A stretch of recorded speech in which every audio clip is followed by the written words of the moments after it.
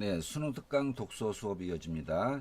자, 지금 이 수업도 일부 독서 일부 교과서 개념학습 4강에 속하는 내용입니다. 자, 교재는 40조, 수특 독서 교재 40쪽이에요. 자, 조세 원칙, 조세 체계를 다루고 있는 글입니다.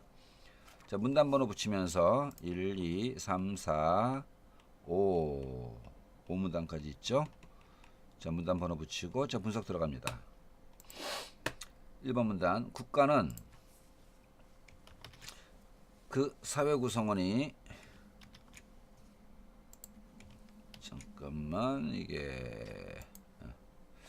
그 사회 구성원이 소득을 창출하고 지출하며 나아가 그 잉여 남는 것을 축적하고 그것을 거래하거나 이전하는 이른바 소득 흐름의 모든 과정, 소득이 형성되는 거, 지출하는 거, 남겨지는 거, 이 모든 과정에 대해 실은 엄청나죠. 수많은 명목의 조세, 세금을 부과하고 있다. 세금 등살이 죽겠어요. 현실적으로 이러한 조세는 다양한 기준에 따라 여러 범주의 조세군, 조세 집단으로 분리되어 하나의 통일된 조세조합, 즉 조세 체계를 형성하게 된다. 자, 이런 얘기. 자, 일단 넘어갑니다. 2번 문단. 일반적으로 조세 체계란 자, 국가에서 사회 구성원 국민들에게 세금을 합리적으로 무리 없이 거둘 때 그 체계를 잘 짜야 되겠죠. 자, 조세 기능과 부담의 조화를 고려하여 파악한 여러 조세들의 통일된 조합을 의미한다. 자, 조세, 세금을 매기는데 그게 그때그때 기준이 다르면 안 되겠죠. 통일된 조합으로 조세 체계를 만듭니다.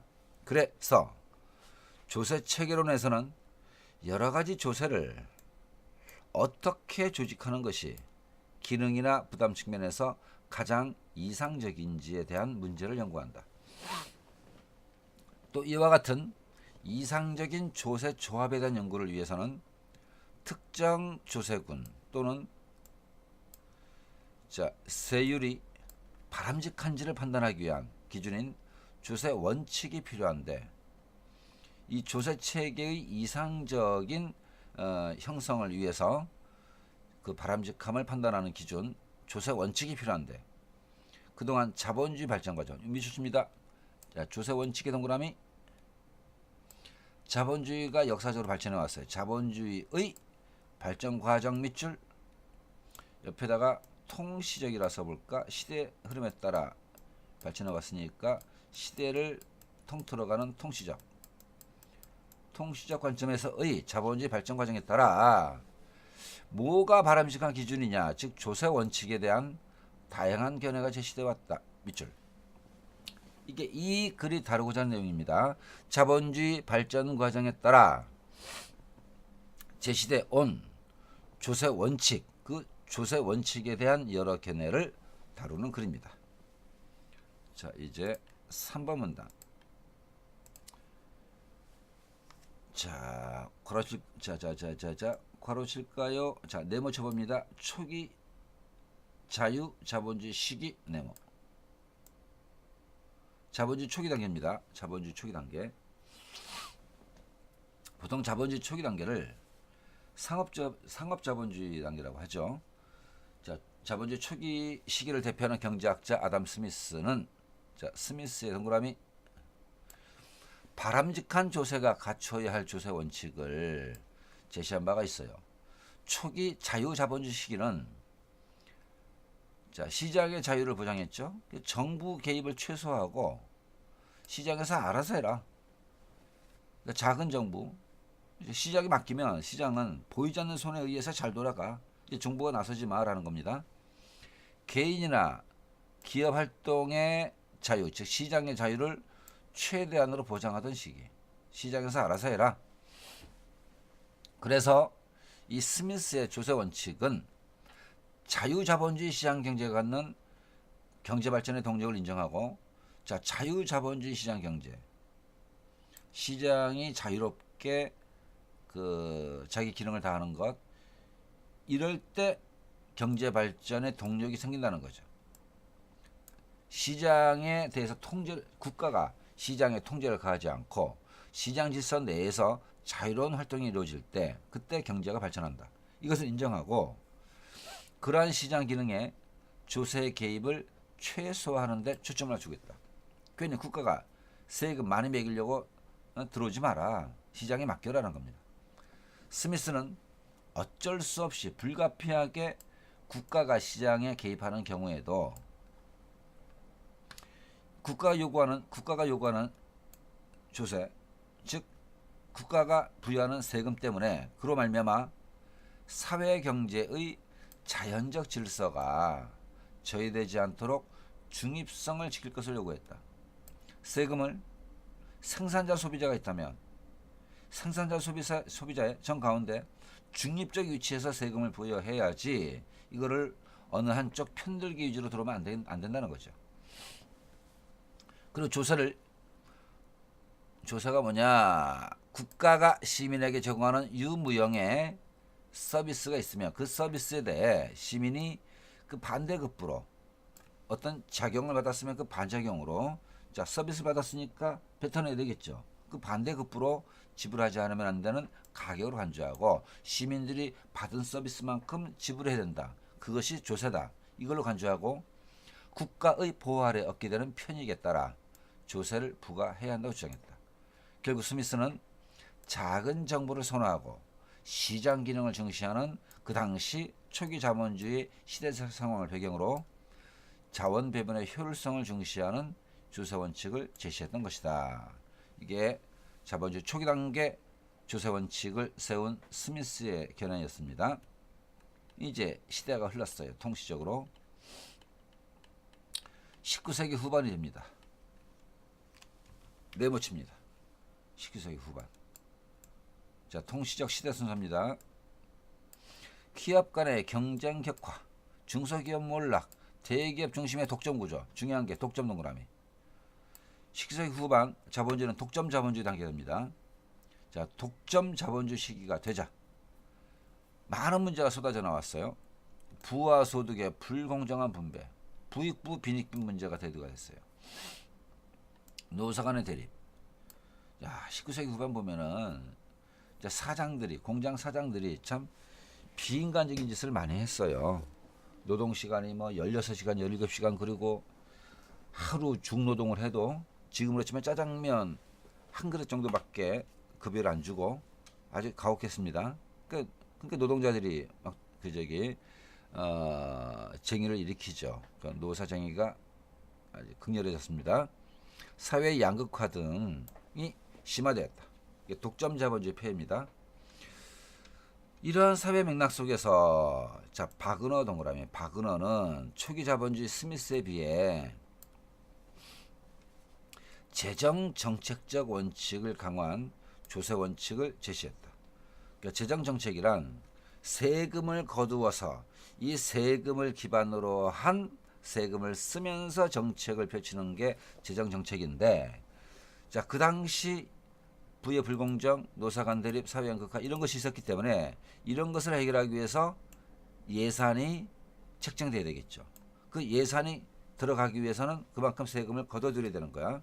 즉, 자 여기 그냥 대뜸 재정 정책적 원칙으로 되어 있고 요거 EBS 지문답게 설명이 안 돼 있어요.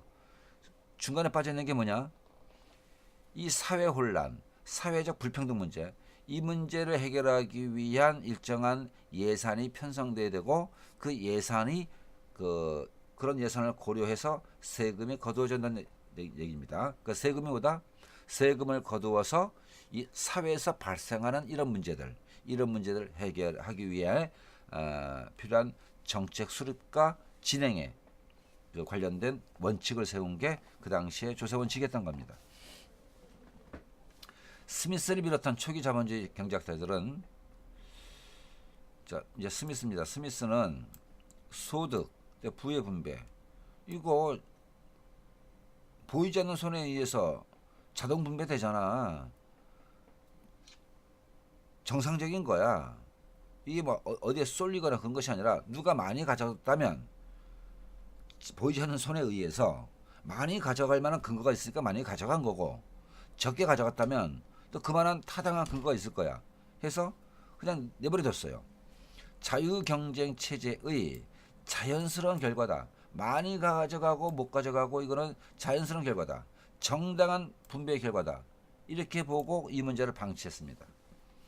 따라서 이들은 그 문제 해결하는데, 자, 빈부 격차 문제 해결하는데 그거를 위한 용도로 세금을 뭐 확보한다 이런 것에 대해서 반대했던 거죠. 그냥 내비둬라는 겁니다. 따라서 이들은 세금에서 너무 못 사는 사람들, 소득이 너무 낮은 사람들, 최저소득에 대한 면세, 세금을 부여 안 하는 거, 이거 인정하지 않았으며, 소득이 증가할수록 세율이 달라지는 높은 세율의 세금을 부과하는 누진세를 부정하고, 가령 소득세가 10%다. 그러면 적게 버는 사람은 적게 버는 대로 10%, 많이 버는 사람은 많이 버는 대로 10%. 이건 누진세가 아니에요. 스미스의 경우에는 세율이 달라지는 것을 거부한 거죠. 그냥 똑같은 비율로 적용하는 것이 타당하고, 많이 번다고 세율을, 남들은 뭐 1년에 뭐 3천만 원 이하는 세금이 10%인데 뭐 2천만 원 이상은 세금이 20% 뛴다. 이런 식의 것을 스미스는 거부했는데, 바그너는 누진세, 세율을 더 높게 매기는 이런 누진세를 바그너가 강조했고 스미스는 반대합니다. 부정하고, 그 다음에 점차 소득에 비례한 과세라는 얘기는 이거는 누진세가 아니에요. 일정한 비율로 많이 벌면 많이 내고 적게 벌면 적게 내는, 이 정도는 정당하다라고 인식했습니다. 자, 구분해 봅니다. 스미스가 거부한 것, 최저소득에 대한 면세 거부했죠. 그 다음에 세율을 달리 부과하는 고소득자일수록 높은 세율을 부과하는 누진세 거부했고, 그런데 소득에 비례한 과세는 인정했습니다. 스미스. 그러나 바그너는 독점 자본주의 시기에 변하는 사회 상황에 맞추어 최저소득에 대한 면세의 사회적 필요성을 강조하고, 이 독점 자본주의잖아. 힘없는 약자들은 계속 일하는 것에 비해서 최저소득 수준에 머물러 있으니까 인간다운 삶에 문제가 생겨요. 최저 생활도 보장이 안 돼요. 그러니까 면세를 하자. 그냥 그 최저소득은 그들 사회 계층상 그들만의 문제가 아니라 너무 많이 이윤을 챙겨가는 고소득자의 횡포의 문제가 있으니까 최저소득자에 대해서는 면세를 하자. 이런 사회적 필요성을 강조하고, 또 경제 능력에 따른 과세와, 이거 경제 능력에 따른 과세는 기본적으로 당연한 거고, 이어서 스미스가 거부한 고소득자에 대한 누진세 부과를 주장하며 강조된 게 조세의 공정성입니다. 공정성 동그라미. 이 공정성은 왜 공정성을 강조했는가? 약자는 보호받을 필요가 있다. 그 다음에 고소득자의 경우는 세금을 더 내야 된다. 이런 것이 바그너가 생각한 공정성 개념에 맞는 거죠. 왜 맞느냐면 저 위에 여기 부와 소득의 불공정한 분배 이렇게 연결시킵니다. 정부가 개입하지 않는 이상, 정부가 세금 정책으로 조세 정책으로 개입하지 않는 이상, 이 부와 소득은 경제 논리에 맡겨놨을 때 스미스처럼 보이지 않는 그 손에 의한 자율적 시장에 맡겨놨을 때 너무 비인간적인 문제가 많이 발생한다는 거죠. 그래서 정부가 공정성의 기준을 가지고 약자는 보호하고 강자에 대해서는 더 내라 그러고, 이런 것이 그 사회 정의의 측면에서 공정성을 가질 수 있다라고 생각한 게 바그너입니다. 자, 시대는 더 흘렀어요. 20세기 이후 내모쳐 봅니다. 통시적이죠. 자본주의 발전 과정에서 뭘 겪었냐면은 주기적인 경기 변동을 경험했어요. 호황과 불황, 인플레이션과 디플레이션, 그리고 뭐라 그러죠? 공황도 겪고, 이게 자본주의 경제가 늘 발전하는 것만이 아니라 꼬꾸라질 때도 있다. 이것을 경험한 현대 자본주의 시기에는 머스그레이브의 조세 원칙이 대두가 되었다. 머스그레이브는 조세 원칙 관련해서 공평의 원칙을 주장했다. 공평 동그라미. 자, 앞에 바그너는 공정을 강조했죠. 그런데 머스그레이브는 공정이 아니라 공평입니다. 그가 제시하는 이 공평은 용어상 효율, 평등 이런 특정한 개념에 기울어진 것이 아니라 자, 가치 판단을 내재 밑줄. 공평 속에 가치 판단이 내재되어 있다는 겁니다. 즉 그는 공평의 원칙을 설명하면서 정당한 목 밑줄칩니다. 정당한 만큼의 정당한 몫을 세금으로 납부할 수 있어야 한다고 언급하고 있는데 이 정당성을 어떻게 해석하느냐에 따라 자, 소득에 따른 비례적인 부담의 배분 거기다가 스미스라고 했습니다. 스미스가 인정한 게 같은 비율로 소득이 증가하면 소득이 자, 한 달에 100만 원 버는 사람과 한 달에 1억 원 버는 사람 같은 비율로 적용했을 때 10%라면 100만 원 중에 10만 원, 1억 원 중에 1000만 원. 이러니 소득에 따른 비례적 부담이 되잖아. 이렇게 보는 거죠. 이게 스미스입니다. 소득에 따른 비례적 부담의 배분. 이게 스미스 쪽. 이것을 의미할 수도 있고 자, 스미스와 같은 생각이 정당한 몫의 세금 납부가 될 수도 있고 또한 경제 능력에 따른 누진적 부담의 배분 이 공평하다는 게 상황에 따라서 스미스처럼 같은 비율로 적용하는 것이 공평한 것일 수 있고 바그너처럼 누진율을 적용하는 게 공평할 수도 있고 이 두 가지 가능성이 다 있다는 거죠. 자, 해서 머스그레이브는 스미스와 바그너 이 두 쪽을 둘 다 인정하면서 이 공평성 아니 정당성 공평성이 정당목 납부인데 이 정당목에서 정당성에 대한 해석을 스미스 쪽의 해석 바그너 쪽의 해석을 다 할 수 있다는 겁니다. 이렇게 열어놨어요. 또 머스그레이브는 기존의 조세 원칙에서 찾아볼 수 없는 자, 안정 성장 지원의 원칙을 제시하고 이거는 자, 종전의 조세 원칙 누구예요? 스미스가 바그너죠. 스미스도 얘기 안 했고 바그너의 그 원칙에도 없었던 앞에 없었던 새로운 원칙 안정 성장 지원의 원칙을 제시하고 이 사회가 안정된 성장을 계속해 나간다는 거죠. 요즘 개념으로 얘기하면은 지속 가능한 발전을 할 수 있는 원칙을 제시하고 이 조세에 보다 적극적인 역할을 부여하고자 했다. 그러려면 세금을 적게 거두는 것이 아니라 세금을 이 원칙에 따라 세금을 더 많이 거둬야지 사회 안정을 위한 일을 할 수가 있다는 겁니다.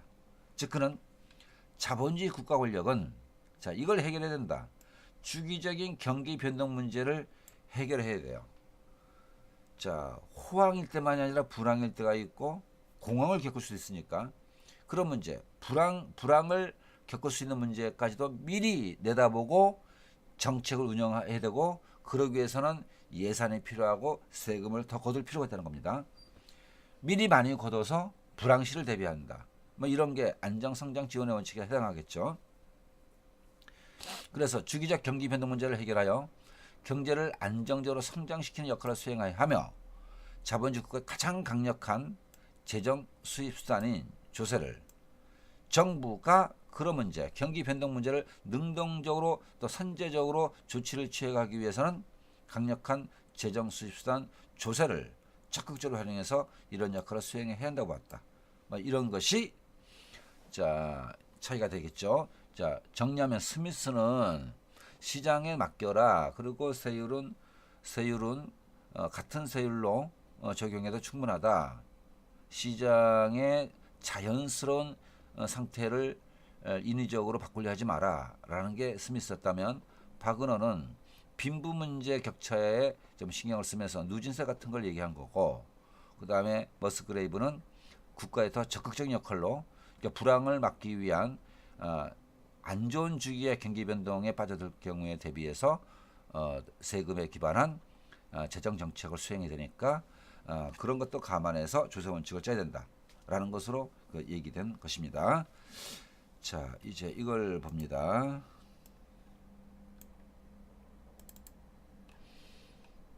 자, 오른쪽에 해제를 볼까요? 해제 좀 키우고, 자, 해제만 우선 봅니다. 이 글은 자본주의 발달 과정에 따른 조세 원칙의 변화를 설명하고 있는 글이다. 조세 원칙은 한국과의 조세 체계를 형성하는 데 큰 영향을 미치며 지금까지 자본주의 발전 양상에 따라 다양한 변화가 제시되어 왔다. 먼저 초기 자본주의 시기에는 국가가 자본주의 시장 개입을 최소한으로 해야 된다라고 생각했다. 스미스 작은 정부, 자원 배분의 효율성 중시, 자, 조세 원칙도 그에 따라 취해져야 한다. 작은 정부론에 따른 조세 원칙.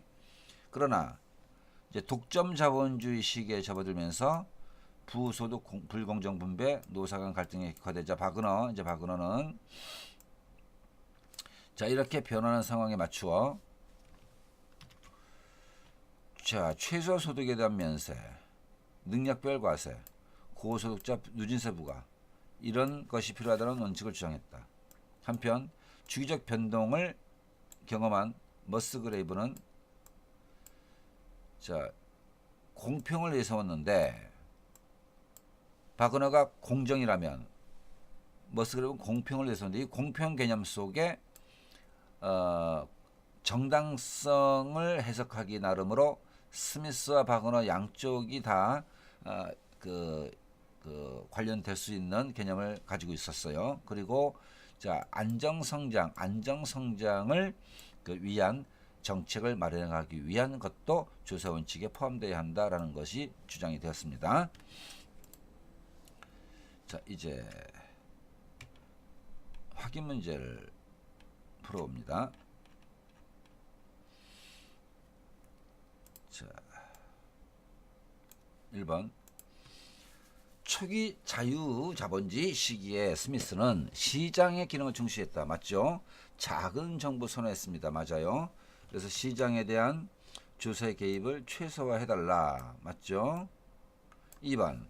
바그너가 스미스와 달리 조세 공정성을 강조했는데, 맞죠? 그 배경에는 독점 자본주의 시기에 그 부의 불공정 문제가 있으니 불공정 문제 해결하기 위해서 조세를 공정하게 진행하자. 이게 맞죠? 자, 3번. 바그너는 스미스와 달리, 자, 글자 잘 봅니다. 소득에 비례한 과세. 이거는 스미스도 인정을 한 겁니다. 누진이 아니야, 이거는. 누진이 아니라서 스미스도 인정한 것. 그래서 이거는 X. 4번. 머스그레이브가 제시한 정당한 몫은 정당성 해석에 따라서 스미스 방식도 될 수가 있고 바그너 방식도 될 수 있는 것인데, 설명이 스미스 방식의 과세가 아닌 바그너 방식의 과세 해서 이거 틀린 겁니다. 5번. 자, 머스그레이브의 안정성장 지원의 원칙은 스미스 바그너가 둘 다 생각하지 못했던 거죠. 그러니까 두 사람의 조세 원칙을 통합했다. 이거 거짓말입니다. X. 6번. 윗글은 자본주의 발달 과정에 따른 통시적 관점에서의 조세 원칙 변화 과정을 다루고 있다. 맞는 얘기죠. 통시적 전개입니다.